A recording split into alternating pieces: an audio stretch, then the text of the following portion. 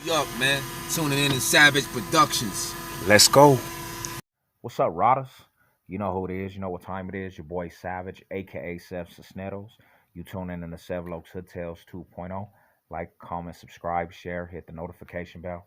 Let's get to the politic. Big shout out to everybody showing the channel love.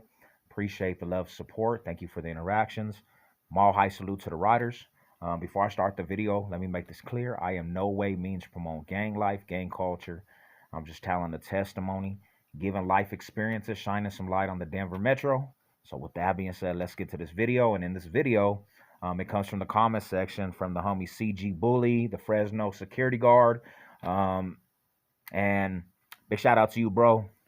You wanted to know what I thought about them basically having somebody in custody for Tupac's murder and how I felt about it. Well, first and foremost, crazy that it took this long to get anybody in custody. From what I'm hearing, the dude that told on the case in interviews, he actually said himself that he told the LAPD he was a part of the situation. So I don't know if they were trying to build more of a case or, they thought he was playing. But he went and told on himself. And I was a little kid when that happened, bro. He did it to himself. But I think honestly it's deeper than just some individual gunning Tupac down. I think higher situations played a part of that aspect. You're going to start hearing people fold. And don't be surprised if you start seeing some people in the industry get hemmed up behind the situation.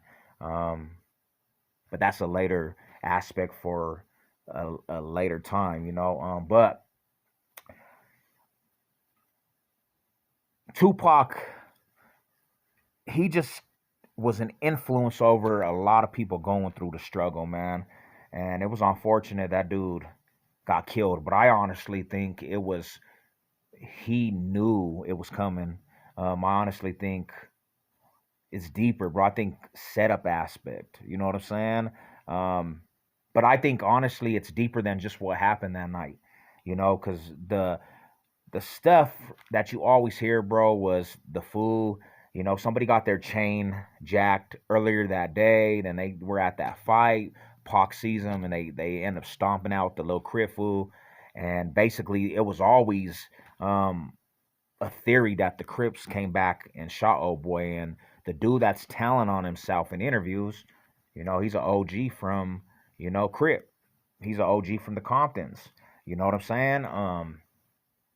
And I don't know what he thought he was gaining by it. If it was just he was trying to, you know what I'm saying, get some clout. But he literally told things that you're not supposed to tell when you're kicking up dust like that, man. So that's why I think it's deeper than, what meets the eye, bro. There's something underlining. Because why would somebody just go and put incriminating stuff out there?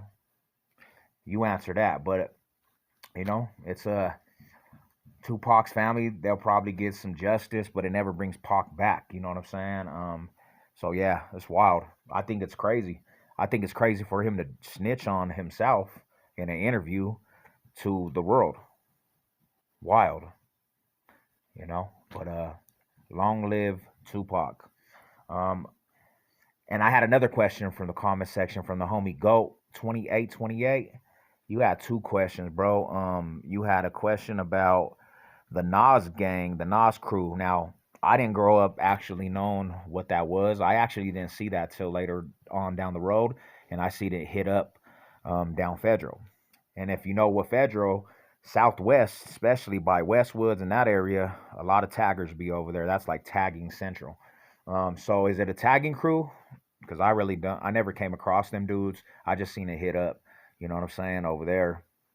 So I don't know if it's a tagging crew, a party clique that just bombed.